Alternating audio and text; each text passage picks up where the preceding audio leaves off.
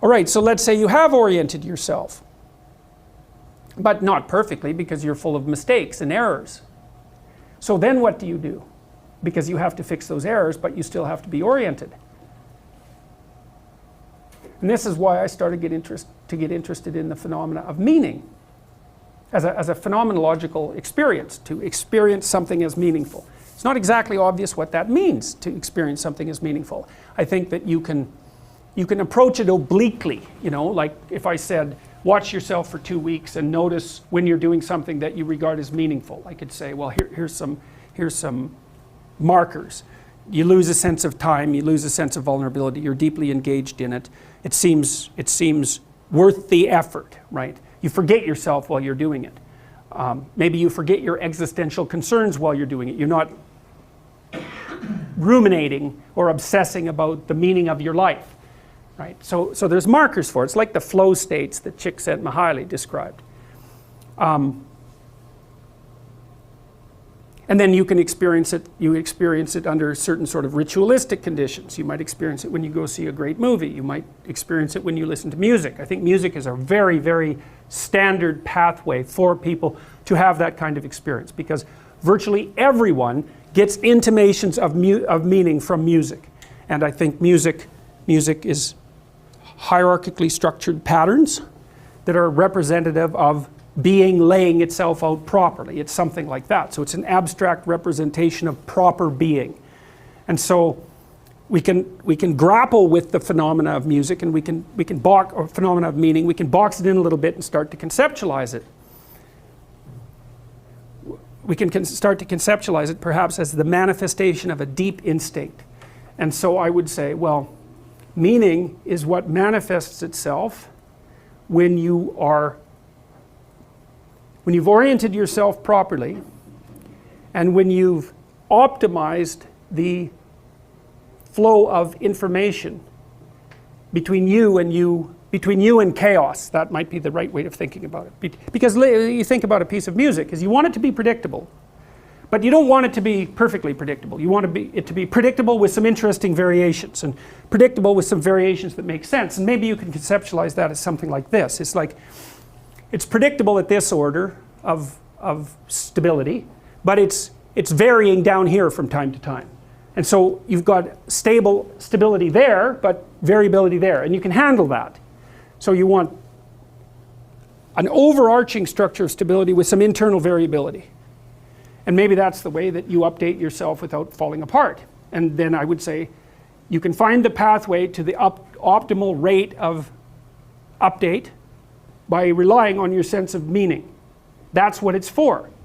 What it tells you is that you're wandering your way through the world between the catastrophes of chaos and the catastrophes of order, and now and then you swing into the proper locale.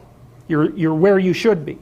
And what happens is you get engaged by that. You get meaningfully engaged by that. And it's fragile. It'll move on you, right? Because it's very difficult to exist at that point constantly. Your bad habits, all sorts of things, your situation, there's all sorts of things that are going to interfere with that. But that doesn't mean that that isn't where you should be.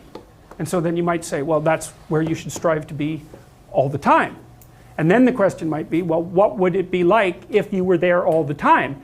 And I think that's where Intimations of Paradise come from. I mean, when I think it was Wordsworth talked about intimations of immortality in childhood, people tend to romanticize their childhood because of the sense of intense engagement that goes along with being a child. And it's one of the wonderful things about being around children, actually. They pay you for their care. And the way that children pay you for their care is that they turn normal things into magic again when you're around them, because you've seen it 100 times before. And so when you see it, you don't see it. You see what you already know.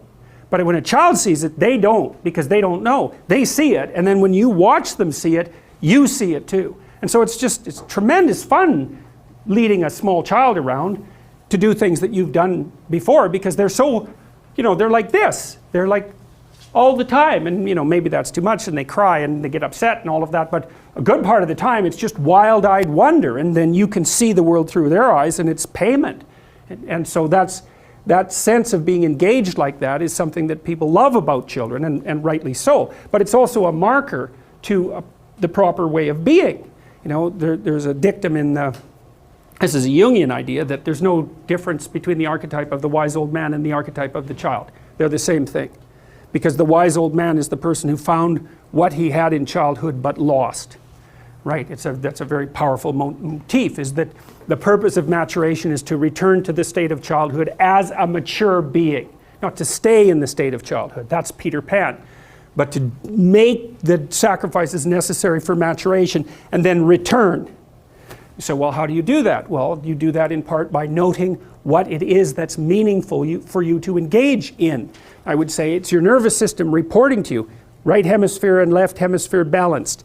The balance between chaos and order produces an output that says you are in the right place. It's a perception. The meaning is a perception of being in the right place. It's the genuine thing. However, because it can be pathologized, that's the thing, and that's why I think there's a call to virtue in most great religious traditions. If you're going to rely on your sense of meaning to orient you, you have to play a straight game, because otherwise you warp and twist the inputs, and then the mechanism won't function properly. You know, it's like if you've blinded yourself to half the world, you can't use your perceptions to orient yourself properly, because the half of the world that you're ignoring is going to pop up at you unexpectedly and take you down. And so if your relationship with the world isn't pristine, honest primarily, then you can't rely on your own internal orienting mechanisms. And then you either fall into chaos, which is an absolute catastrophe, or you have to rely on some kind of external authority. And that makes you prone to possession by tyrannical ideologies, for example, which give you that sense of meaning that you should in fact have as a consequence of your own action.